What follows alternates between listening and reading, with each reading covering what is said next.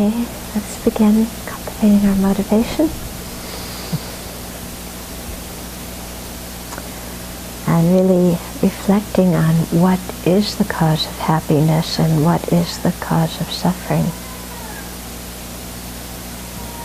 Because we seldom actually think about that. And actions motivated by confusion, attachment, jealousy, hostility, arrogance, those kinds of things are actions that create the cause of suffering. And actions motivated by love, compassion, clarity of mind, kindness, equanimity are the cause of happiness. And so let's generate a positive mind right now. One of love and compassion for living beings. One of the altruistic intention seeking enlightenment for their benefit.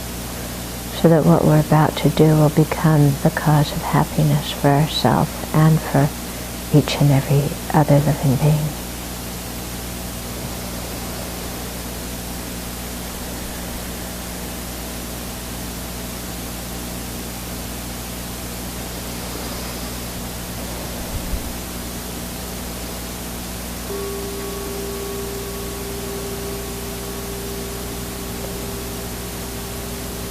Meows again. Somebody want to get him?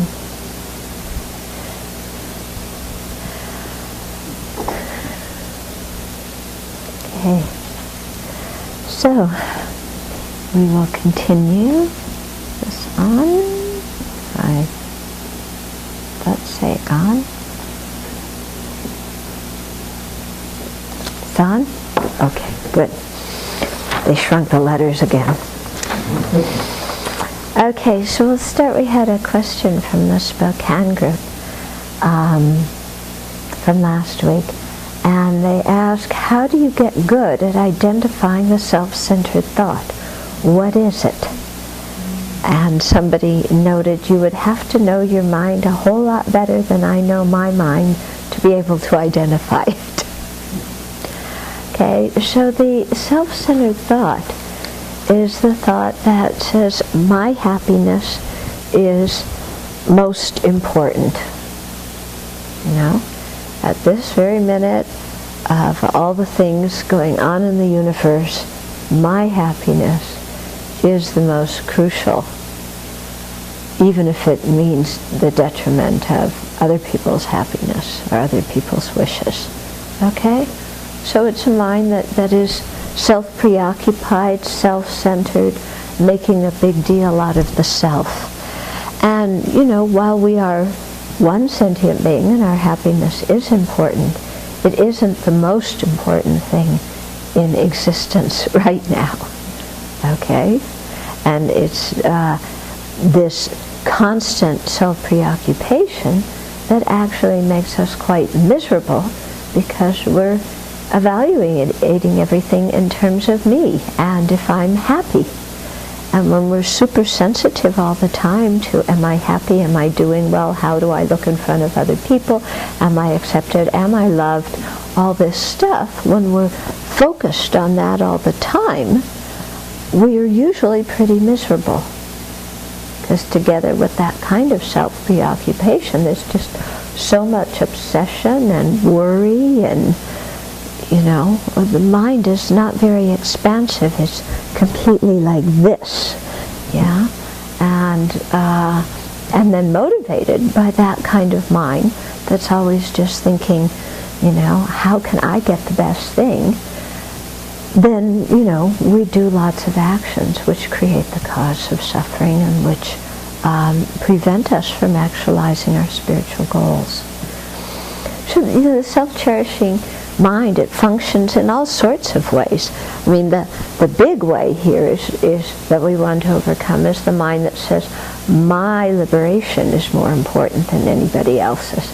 And I'm just working for my liberation from samsara, and everybody else, who cares? Okay, that's a really not a, you know, an attitude that sees the interdependency of ourselves and others. But besides that, we can see the self-centered mind when it comes to any small thing. When there's a choice, people are passing around a plate of cookies, and which one looks best, that's the one we take. Okay? Always just evaluating everything between how I can get some benefit from it. Okay? How I can get praised, how I can look good, how I can avoid pain, how I can avoid criticism, how I can avoid doing any work I don't want to do and get somebody else to do it. We're good at that one, aren't we? Okay? So, we can see how the self-centered mind works, because it evaluates things in terms of what I want without taking into consideration the welfare of all the other beings who our life affects. Okay? Now, in overcoming the self-centeredness, we also have to be quite wise about it, because some people will say to me, oh, but my family doesn't like me doing Dharma practice. They want me to go and watch television with them and spend time at home. And so aren't I being selfish by going to the Dharma center?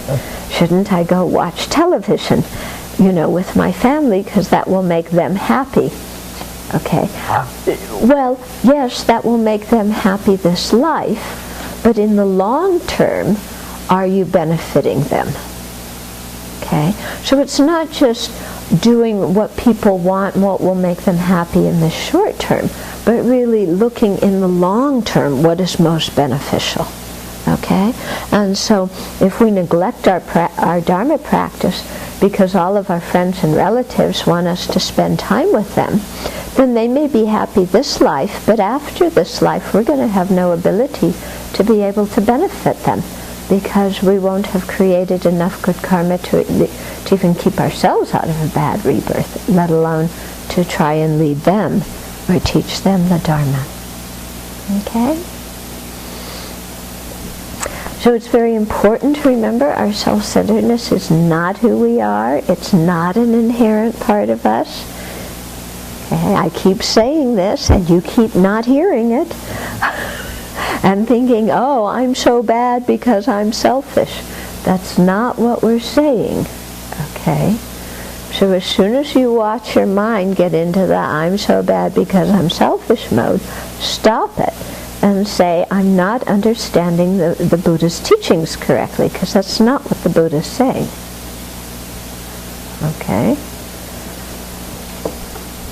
What do you think? You think you can do that? Okay, so, hello back there. Smile. Okay, so we're going to continue where we were last time. Last time we were talking about doing the taking and giving meditation in reference to ourselves, to our own future suffering, the misery we're going to have tomorrow, or the day after tomorrow, or the rest of our lives, or in our future lives, and then practicing taking that upon ourselves right now and using it to destroy our self-centeredness. So did you practice that? You did? And what happened?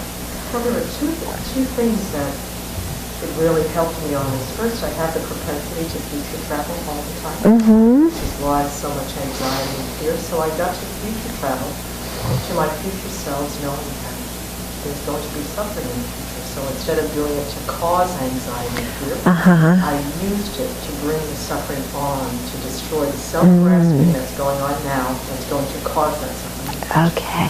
So it brought my level of anxiety down. It also had me make friends with my future self, who I know is going to suffer until I reach the path of seeing.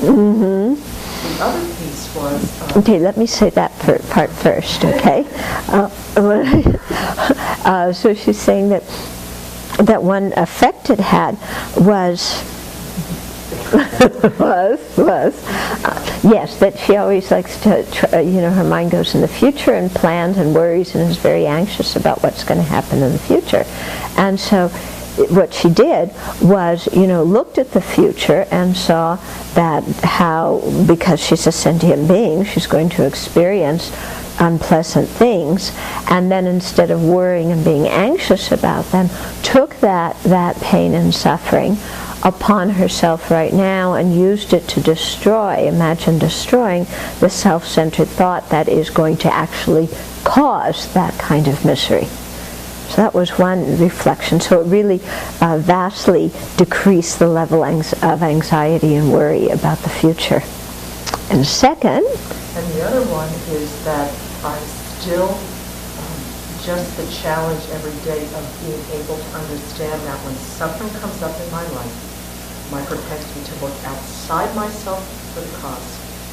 By using this practice, I got to be closer to understanding that the self-centered thought and the self-grasping in this moment is creating the causes and conditions for my future. Okay. So usually when you have suffering, the mind is looking outside for the cause of suffering. Somebody did this, somebody did that, this condition, that condition. But this meditation helped her realize that when she started thinking of her future suffering, that it's what's going on in her mind right now that is going to be causing that. And so instead of looking outside to blame others, to be responsible and subdue the mind right now. Okay? So that's some good results from doing the meditation. Okay? How about other people? What kind of experiences did you have? Yeah? After thinking about the different realms for years, I've never put myself in them before. Oh. I didn't know that I hadn't, but I hadn't. So to actually put myself in the various lower realms of existence and take on that is extremely powerful. Yeah. Both looking at the possibility, the strong possibility, and also then thinking and understanding compassion for everybody. Who has that, yeah. And so she's saying that although she's reflected on the lower realms before, she didn't realize that she's never actually envisioned herself being reborn there. And so when she started doing the taking and giving meditation for, let's say, a future life self that could be reborn there, it really made it seemed much more plausible that it was possible to be born there, and that the actions and karma that she has now could cause that kind of thing. So it made her much more attentive about creating karma now, as well as more compassionate for beings who are suffering in those kind of states. Yeah. Okay. Anybody else have reflections you want to share on that? When I did it,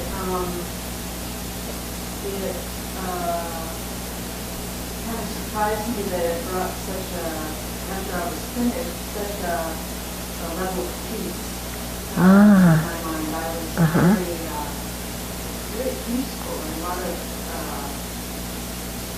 lot of compassion. Yeah. Quite lovely. Yeah. So it surprised you that when you did it, taking on your future suffering, how peaceful you felt afterwards. Peaceful and compassionate. And it's interesting because usually when we think of the future, we get all worked up and we're worried and we're anxious and we're fearful and, we're just grasping because we don't want something bad to happen that we don't like. But when we look at the future and say, okay, pain's going to be there, I accept that, and I'm going to take that and use it to destroy my own self-centeredness right now, then, there's no anxiety and fear about the future. There's just a sense of peace that fills the mind right now. It's amazing how that is, isn't it? Yeah? And especially considering how much time we spend being anxious and fearful and worried. Yeah, a whole lot of time, don't we? Sometimes it's very hard to really be where we are because the mind's filled with so much worry and other stuff. And that's what I mean by sometimes you watch how people walk and you can tell they're not there when they're walking.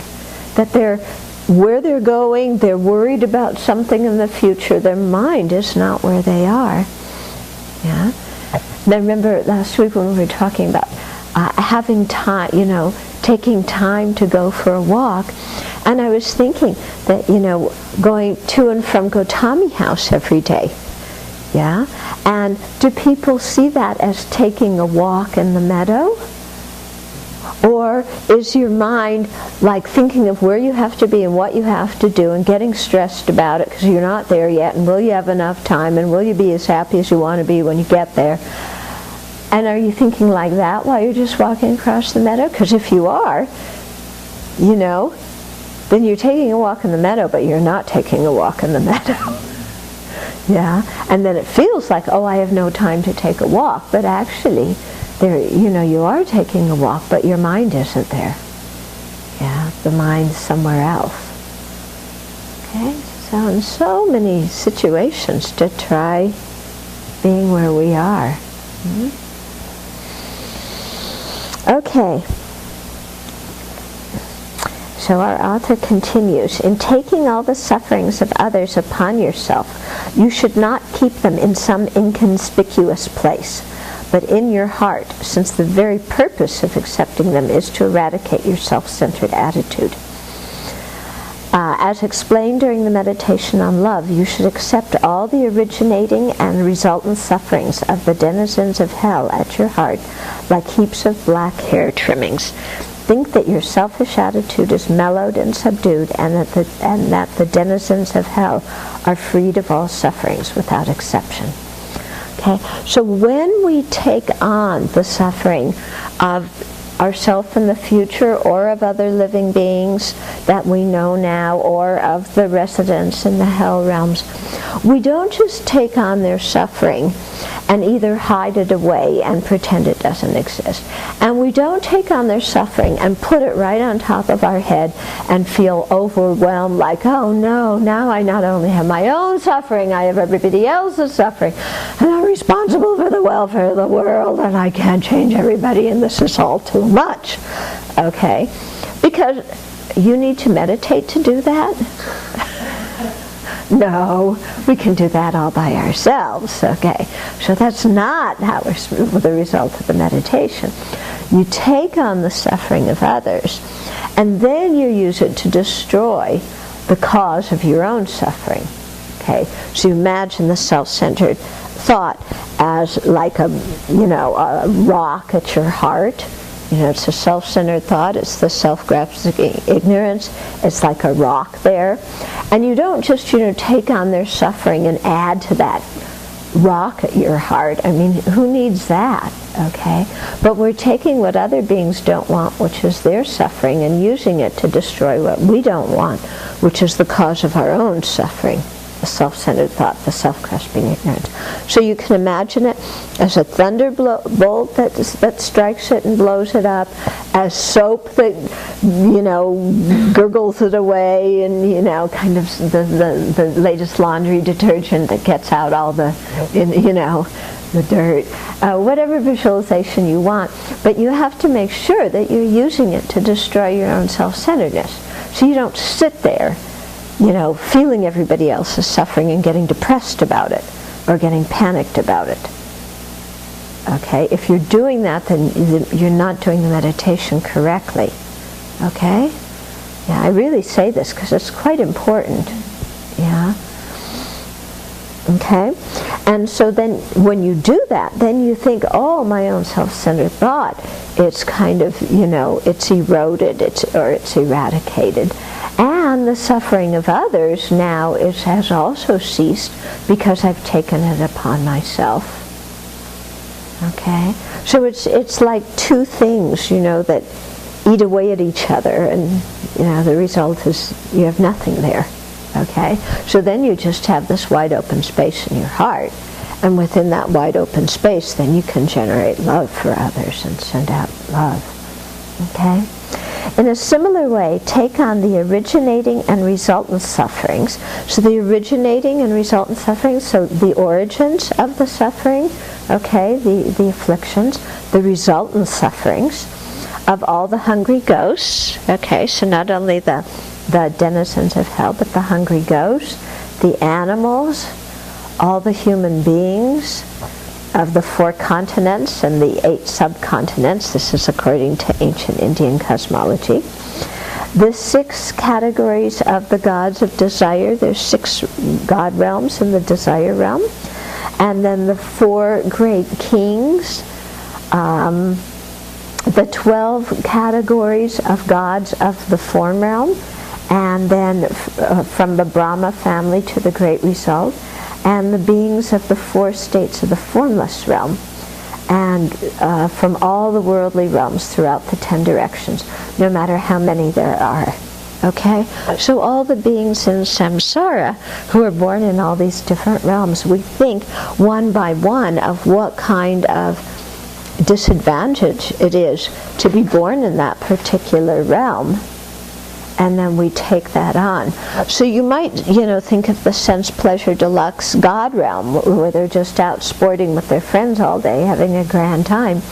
But what's the suffering? Well, one of the suffering of pain that they have is that right before they die, their body fades, their flowers die, all their friends know that they're dying and shun them and leave them, and then there they are, kind of like Elizabeth Taylor, looking like an old hag and who nobody will talk to. And then there's incredible pain and suffering, and also seeing that because you've consumed all the good karma in this samsaric luxury, that your next rebirth is probably going to be one with considerably less happiness in it. So that causes a lot of apprehension and suffering. Okay. And then you might think, well, what about in the form realm or in the formless realms? There's no suffering of pain there at all. Yeah, maybe a little suffering of change, maybe the suffering, the pervasive condition suffering, or the pervasive condition dukkha. Yeah. So then you reflect on that, how these beings have profound states of meditation. Yeah, but because they haven't developed wisdom, they haven't escaped from cyclic existence. So when the karma runs out for that good rebirth, then they have appearances of the realms that they're going to be born into that are very suffering, and how frightening and scary that is, and how, imagine being in one of those God realms where you've just spent eons in, blissful meditation, and now you're having visions that are letting you know you're going to have incredible pain, and then you think, wow, I had so much good karma to be born there, I consumed it all, and now what?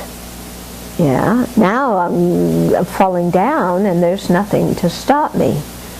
Yeah, and so imagine the kind of regret that somebody must have of like, oh wow, I could have developed wisdom based on that concentration, but I didn't even know about the Buddha, Dharma, Sangha. I didn't know about the wisdom teachings, or maybe I knew about them, but it wasn't so interesting to me. I really wanted to stay in my blissful concentration, and so the kind of regret that must come in the mind at that point would be, I think, excruciating.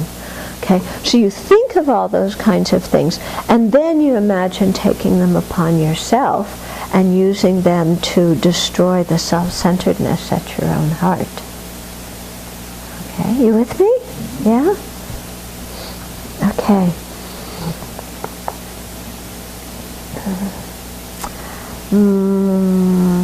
Imagine that all these originating and resultant sufferings fall as if shaved off with a razor onto your heart, that your self-centered attitude is mellowed and subdued, and that the sentient beings are freed of all suffering and their causes without exception.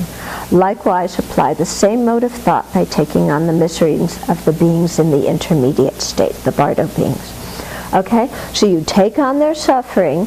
Here it's still using the thing like, hair trimmings, which I've never heard before.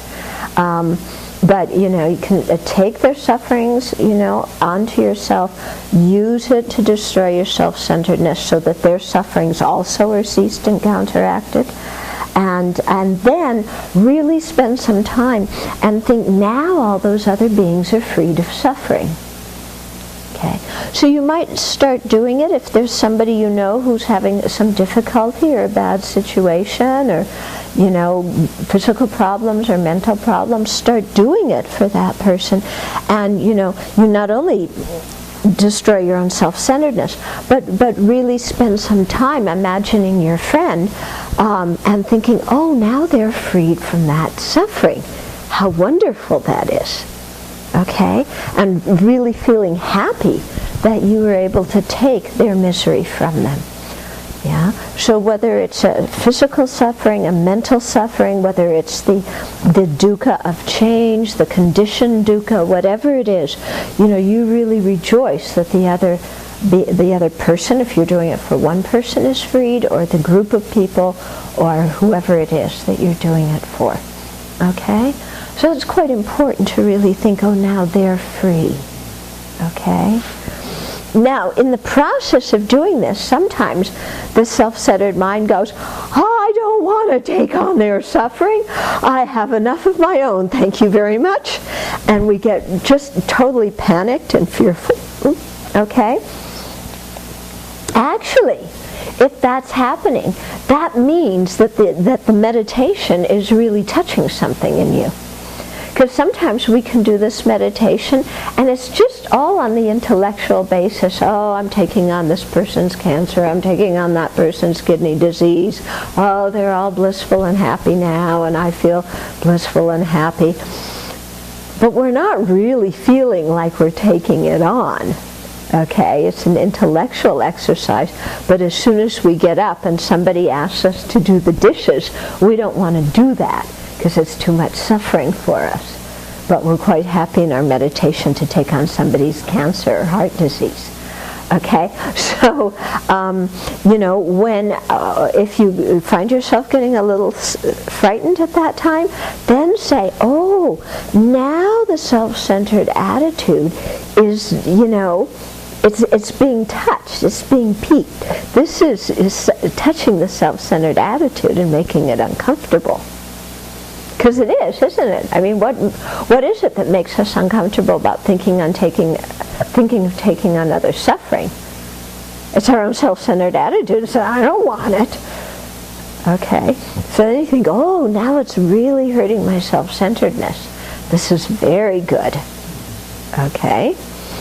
Or if you can't think like that, then go back and do more meditation just on the kindness of others so that you develop more of a feeling of affection for them, you develop your love more, do more meditation just on compassion so that your compassion gets stronger, and then return to the taking and giving meditation later on. Okay? So you can also do that if you're finding that you're getting tight. But I find it can be quite interesting to say, oh, good, now my self-centered attitude is getting a little nervous here. Okay? And then I think about, okay, let's say I have cancer, then how am I going to deal with it? How am I going to keep a positive attitude? If I'm imagining taking on somebody's illness, then how can I keep a positive attitude when I have them? If I'm imagining taking on somebody's family problems, if I'm imagining taking on somebody's negative karma that they committed but haven't experienced the result of, how can I, if this were actually mine, how can I practice the Dharma to keep a happy mind with this kind of thing? Okay? So you really use it. You really make this heartfelt. It is worthwhile to think briefly of taking on each and every suffering distinctly, in general and in particular. Okay? So you can think of, the general dukkha in samsara. You can think of the specific sufferings of specific realms. Within that, you can think of the specific miseries of specific people. This person doesn't have enough food. This person, is tortured by mental disease. This person is worried about their reputation. This person is on the verge of dying, And so you think about this. Or this person is totally blissed out right now in samsara, not realizing that they're walking on the edge of a cliff and at any minute another karma could ripen and then they go over. Okay? So you do this, thinking, in particular realms, particular people, all these kinds of different ways, okay? And then you also take on not only the resultant dukkha, but also their origins in their karma and in their disturbing emotions. So you imagine that you take on the karmic seeds of other living beings. Yeah, and that sometimes when you have a strong faith in karma, that's really frightening, okay? Because, okay, if you're taking on the suffering, at least the karma's ripening and finishing, but if you're taking on the karmic seeds, oh my goodness, you're going to obscure your mind, and then, who knows what lies waiting for you. So you're taking on that and take on other people's afflictions. Okay, so if somebody has very heavy wrong views or very heavy anger, very heavy jealousy, imagine taking that on and okay, I'm going to experience all their jealousy so that they're free of that. And then you really get a sense of, how yucky jealousy is. And then that makes you think, well, why do I bother being jealous then? Okay? If I don't want somebody else's jealousy, why do I want my own? They're both the same, aren't they? Okay, if I don't want somebody else's self-preoccupation, why do I want my own? They're the same. Okay? So you take on the karma and the disturbing emotions from all the sentient beings of the 4 kinds of rebirth. So of course, 4 kinds of rebirth are from the womb, from eggs, from heat and moisture, and spontaneous rebirth. Okay. I don't want to get into why bugs are born from heat and moisture, because we're talking about an ancient system here. Okay, but you take on the karma and afflictions of all these beings of the 4 kinds of birth, and you think of freeing them from it. Okay, so you're doing it for all the different sentient beings. So in the hell realms, in the God realms, they're born spontaneously. Okay, human beings are womb-born, chickens are egg-born, little bugs are supposedly born from heat and moisture. Okay. Since hearers and solitary realizers abiding on any of the 5 paths and practitioners of the great vehicle below the path of meditation possess slight sufferings in their origins, the manner of taking these on is as before. Okay? And so practitioners of the hearer and solitary realizer vehicle, they don't eliminate all the dukkha, all the cause of dukkha until they attain arhatship. Okay? So here it says abiding on any of the 5 paths. So from the arhats, then what they say is they still have some pain even after in that body, because this is the Pali tradition that would say that. And in any case, you're taking on all their dukkha.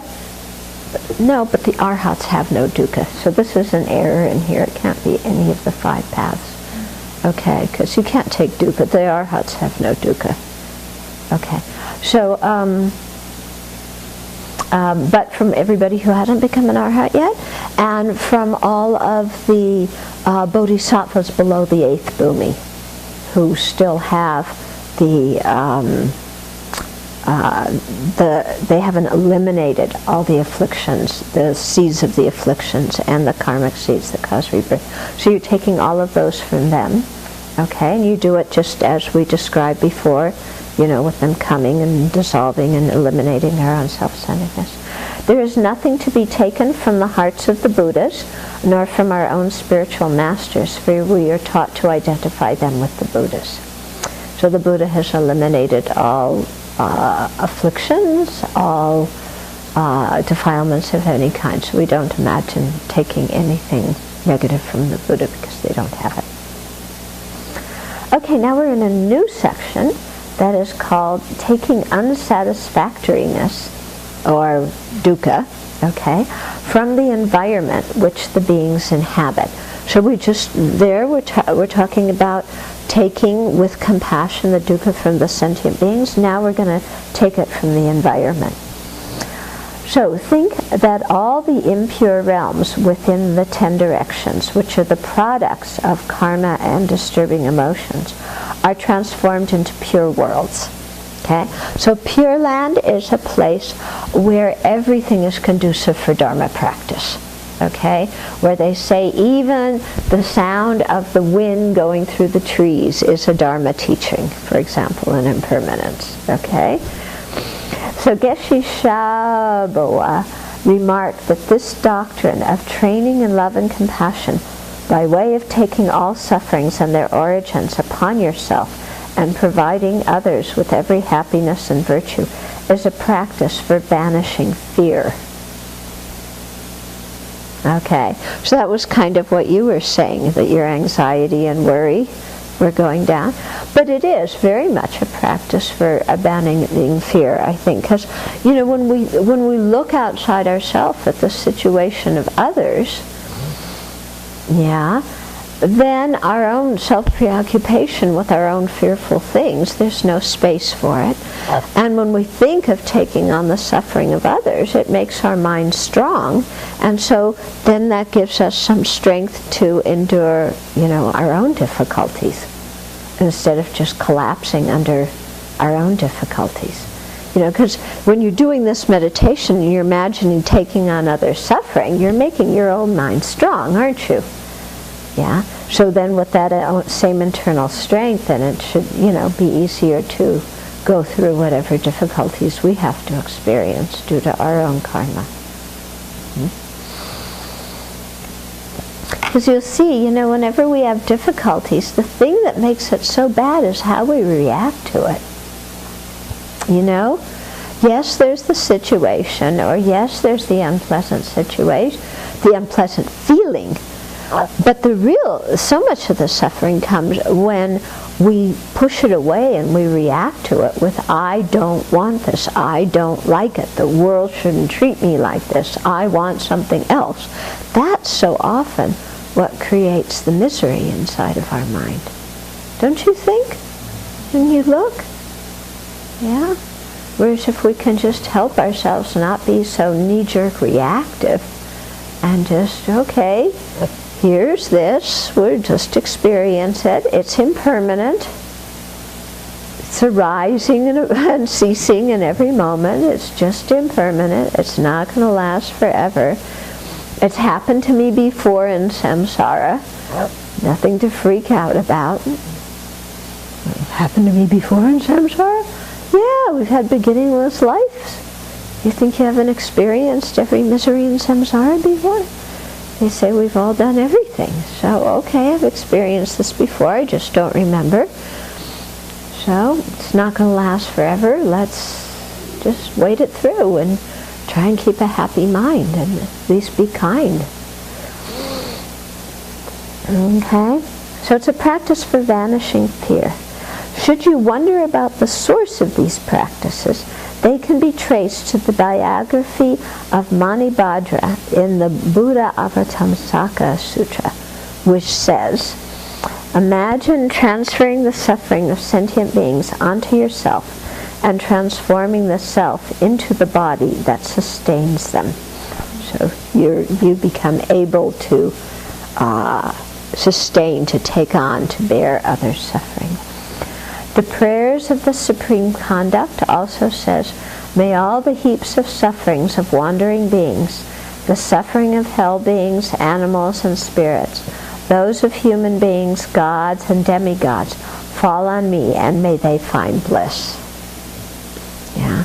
So may all of their suffering ripen on me, and as a result, may they be peaceful and joyful, blissful and happy. Okay? It's a beautiful idea, isn't it? And when we sit here, it's like, wow, what a wonderful thing. Yeah, let me have the suffering and may they be free of it. And then we watch ourselves in daily life situations and how we try and squirm out of every tiny thing that we don't want to do, because, if we don't want to do it, that means it's suffering. Do you see that in yourself? It's like every small thing, how can I squirm my way out of? Yeah? How can I protect myself? How can I, every small thing. And yet when we're in meditation, this kind of way of thinking is so expansive and uplifting. Yeah? So we have to keep practicing it in meditation, but don't just leave it on the cushion. And try also in our daily life when one of these things comes up, oh, the last piece of toast that's left is the burnt one. I accept it happily. Okay? Well, especially Venerable Semke, that's her favorite. So for her, it's got to be the last piece of toast isn't toasted very well. Okay, for me, it's the last one is burnt. Yeah? And I accept it joyfully.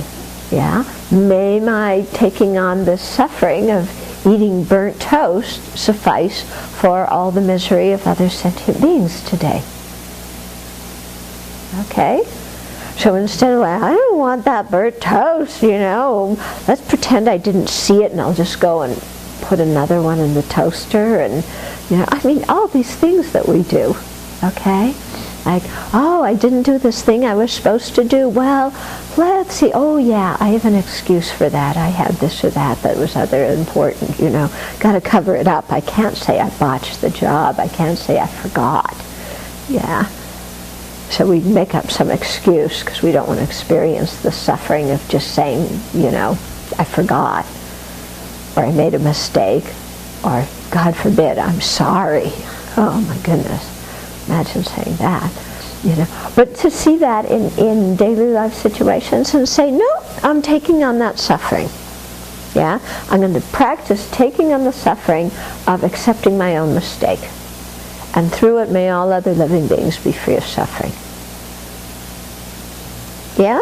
So this is a way to start just integrating what you do on the cushion and the uplifting thoughts you have on the cushion with our everyday knee-jerk reality of the self-centered mind trying to wiggle out of everything. Okay? You getting what I mean? Yeah? Okay? And then just seeing this, all throughout the day, just tiny things that happen. Yeah? Somebody does one of our chores, and instead of being appreciative, we think, oh, they did it because they know that I forgot to do it, and they probably think awful of me. Yeah? You know how we do that? Yeah, it's like, instead of thinking, oh, they were so kind, like, oh, they realized I forgot. They realized I didn't do a good job. That's why they're doing it. Oh, when our mind just creates suffering where there isn't any, then to say, I accept this for the benefit of sentient beings. Yeah? And may it suffice for whatever misery they're going through today. Okay? And so in that way, we find a tool to work with that self-centered mind that's always trying to wiggle out of things.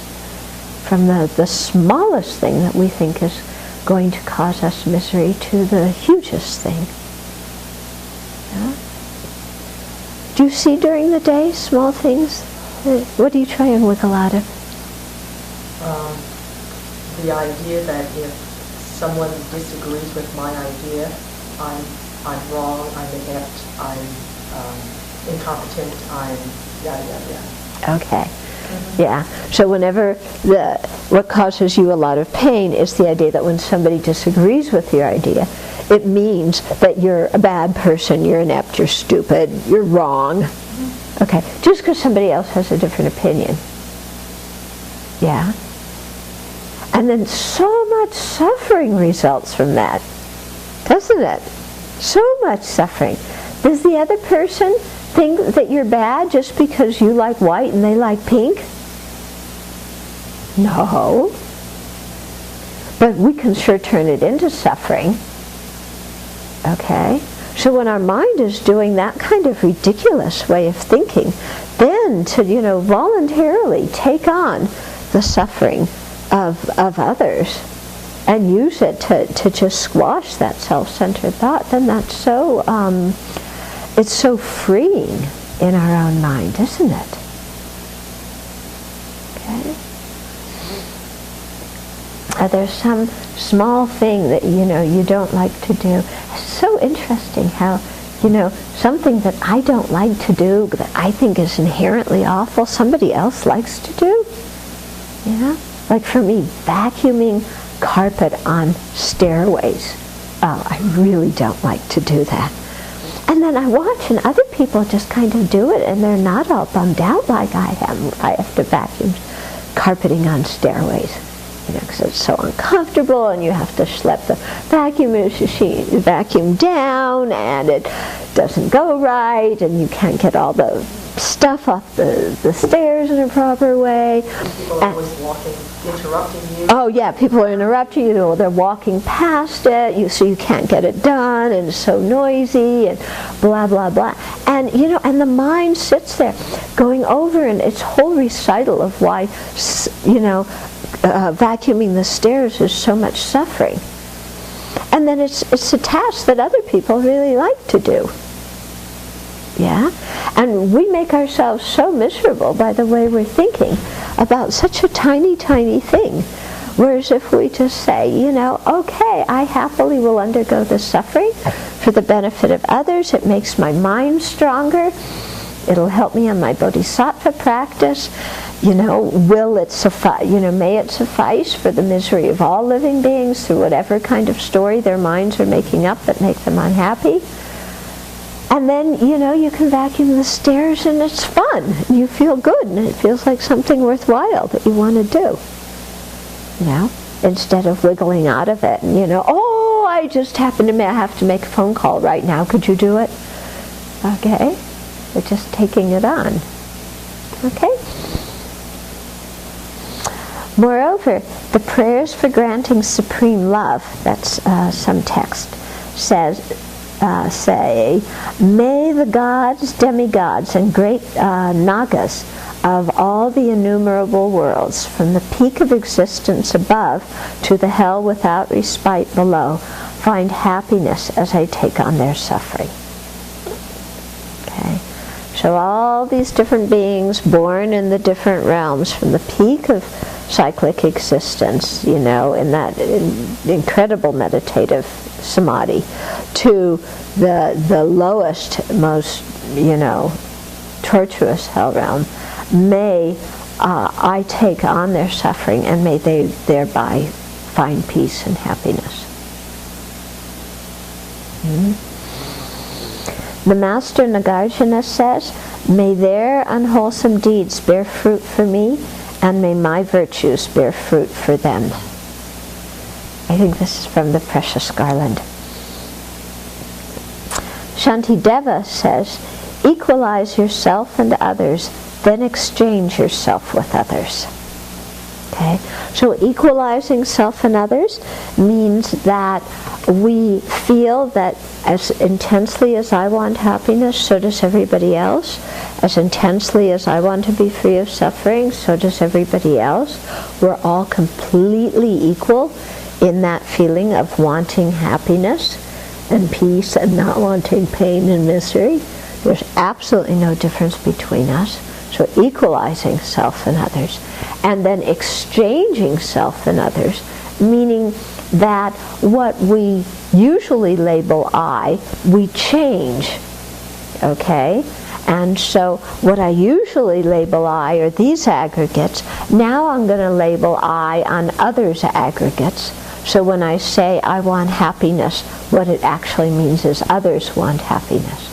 And what I used to label as others and inconsequential, I now label that on my own aggregates. So my body and mind are inconsequential, second rate.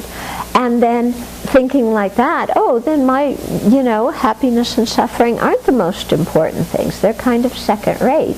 And others' happiness and suffering are actually very important.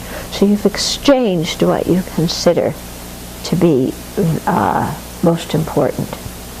Okay? It's quite a profound meditation in A Guide to Bodhisattva's Way of Life, Chapter 8. Really very profound, this one.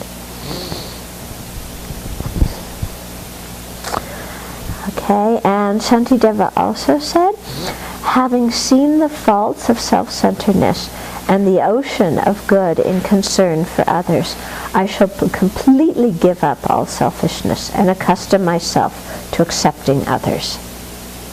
Okay? So having seen the faults of self-centeredness, so this is really important. We have to see the faults of self-centeredness. We can't just say I'm bad because I'm selfish. That doesn't work doing this meditation. We have to actually meditate and see the defects of the self-centered action in terms of how the self-centered action interferes with our own happiness, interferes with our own spiritual goal. Okay? So this exchange of self and others, or the taking and giving, has to be done based on this wisdom. It can't be done on low self-esteem. Okay, so you're not doing it saying, I'm so selfish, I'm so bad, therefore I deserve to take on and experience all the misery of others. That is not the right way to do this meditation. Okay? Rather, we really understand my self-centered thought, it constantly makes me miserable. Yeah? It makes me so petty, it makes me so easily offended, it makes me create negative karma, it makes me cover up my mistakes and not confess them. It makes me, lie to the people that I care about. It makes me avoid my spiritual master. It makes me criticize the people who help me. It makes me jealous of other people, and just you go on and on and on and on about the defects of your self-centeredness. So you really see that this attitude is not your friend and you want to give it up. Then when you have that feeling of wanting to give it up, then taking on the misery of others and using that to destroy it makes a lot of sense. Okay? So it's having seen the faults of self-centeredness and the ocean of good and concern for others. So really spending time meditating on the benefits of cherishing others. So not just skipping over it and saying, oh yes, it's so nice to be magnanimous and be altruistic, but really sitting down and thinking explicitly of all the different big and small benefits that come through cherishing others. So you're developing your understanding, you're developing your wisdom this way. You're not just telling yourself how you should feel. So there's a huge difference between those two things. Because telling ourselves how we should feel does not work. Understanding the defects of the self-centeredness and the benefits of cherishing others, that works to actually change our mind. Okay? So that's why this verse is very, the first two lines is specifically laying out the cause, or the causes, for being able to do the taking and giving meditation. What are the causes? Understanding the defects of the self-centeredness, understanding the benefits of cherishing others. Okay, so really spending time creating those causes so that when it comes to exchanging self and others and experiencing others' pain and giving them your happiness, then it feels quite good to do that because it's done with understanding. Okay, so having seen the faults of self-centeredness and the ocean of good and concern for others, I shall completely give up all selfishness and accustom myself to accepting others. Okay, so I've understood the defects of self-centeredness, I've understand the benefits of cherishing others. Now what am I going to do? I'm going to completely give up my self-centeredness because it just causes misery. I want to give it up. Okay, and I'm also going to accustom myself to accepting others, to caring for others, to having an open heart towards others and compassion for others, because I see how beneficial that is. Okay, so when you see these kind of defects and benefits, then you really want to do the taking and giving meditation, and it's not like pulling teeth. Okay? When we skip over creating the causes and we just tell ourselves, I'm so bad, I deserve to suffer, and therefore I'm going to take on others' suffering and give them my happiness, that's where we get really messed up and where the meditation doesn't work for us. Okay? So we have to create the causes for it. Okay? And whoever is keen to give swift protection to both himself and others should practice the sublime secret of equalizing and exchanging self and others. So this is also Shantideva. So, if you want to give protection to yourself against your own self-centeredness and self-grasping ignorance, and you want to protect others from the results of your negative actions that come about through self-grasping ignorance and self-centeredness, then you want to practice the sublime secret of equalizing and exchanging self and others. And it's called the sublime secret because for quite a long time this thought training practice was not taught publicly. It was only taught to a few rare special disciples who could really take it on and do it properly. So we're actually very fortunate to have encountered these teachings and heard them and have the opportunity to practice them. And Shantideva also said, if you do not actually exchange your happiness for the suffering of others, you will not become enlightened or find any joy in cyclic existence. So that's the bottom line, okay? If we don't equalize and exchange ourselves for others, we won't find enlightenment or any joy in cyclic existence. Now, somebody's going to say, well, wait a minute. The Arhats, they don't exchange self and others, yet they find happiness. Okay? So you could say that. But they've destroyed the afflictions. Yeah, and they haven't found the ultimate happiness of enlightenment. Yeah?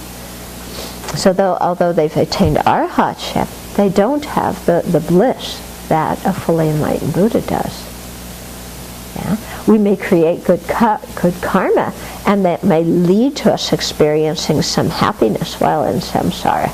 But if we're talking about any degree of happiness, we need to give up the self-centered thought. And actually, how do we create good karma?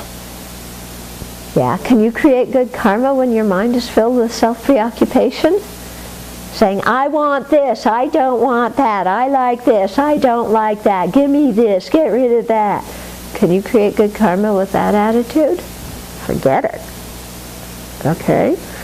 So it's only when we start to give up that very gross level of self-centeredness that, then we can start to create some good karma that would lead to happiness. Okay? So it's exactly 7 o'clock. Does anybody have a quick question?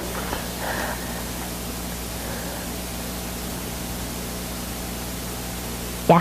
Not really a question, but your comment earlier was about how the things that we don't like to do. Mm-hmm. And I was thinking that the actions can be aren't so specific, but what I do is I prioritize and I list to do things that I like, and I leave the same ones as the dregs. So it could even be different things in the moment that I just let the other things rise to the top, whereas I know when I just do those, then they're done and taken care of. But there's a certain energy that goes into moving them to the bottom. Right.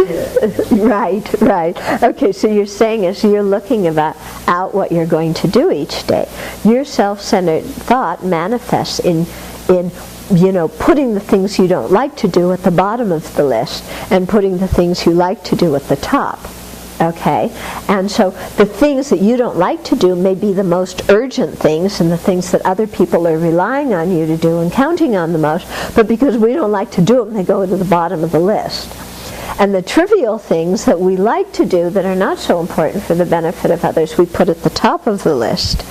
Yeah, and so just you're saying in how you prioritize, how you're going to spend each time, how you're going to spend your day and what you're going to spend your time on, the self-centered thought just goes right into that and affects it, doesn't it?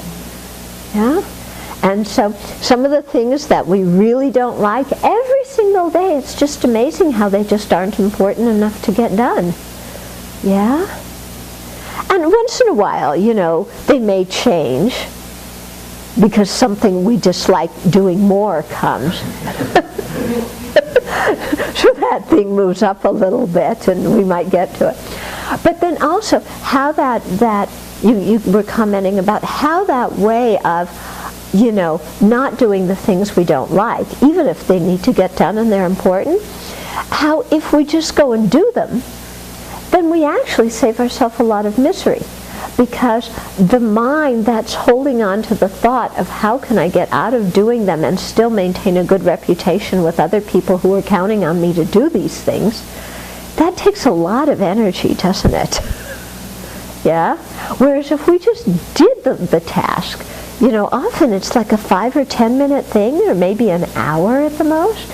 But if we just do it, then it's over, it's done with. You know, we don't suffer from all this, you know, mañana a la mañana mentality, this procrastination mentality.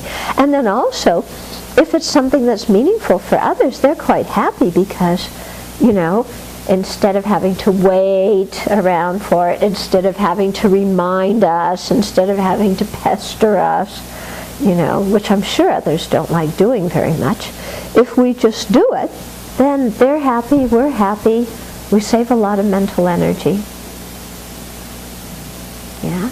So this is, you know, this is a very good example, and if we start like practicing with this on a daily basis, it's a very good way to really start making inroads against the power of our self-centeredness. Yeah? Just making, you know, what's going to go at the top of our list each day, thinking what's the most important thing for the welfare of others that I do today, not what's the thing that I like best to do. Yeah? And try prioritizing like that, and then just feeling happy, you know, saying, oh, I'm so happy I can do the things that are the most urgent, that, you know, others are waiting and depending upon me for, and so on and so forth, and I can do those, and, you know, and do my practice well, because that's something important for others. Okay, so that's a way to really start using this meditation and working with it in our daily life. You know, it's a way to start to combat the power of the self-centeredness. Yeah. In taking on the suffering of others and feeling happy that they don't have to experience that, I can get that part. Mm-hmm. But it's still very intellectual to me. It's like reducing my own self-creation. Mm-hmm. So I'm expected. I'm imagining the summer goals and reducing the dream. But okay.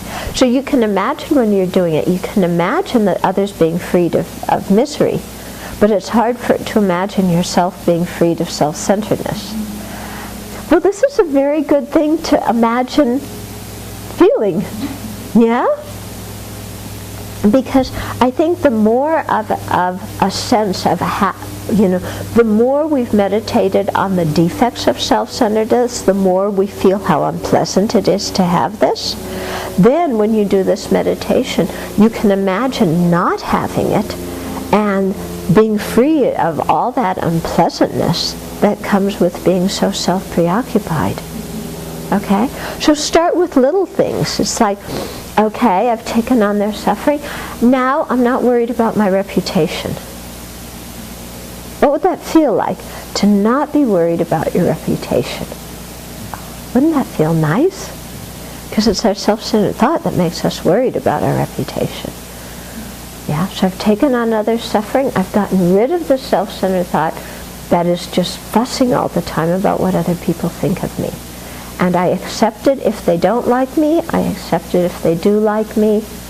I'm at peace with however other beings view me. Yeah?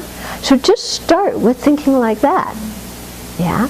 Or I'm at peace with not getting my way. I've been in this power struggle with somebody for, you know, in all sorts of subtle and big ways about some point of how to do something, and I'm just going to be completely peaceful about not getting my way.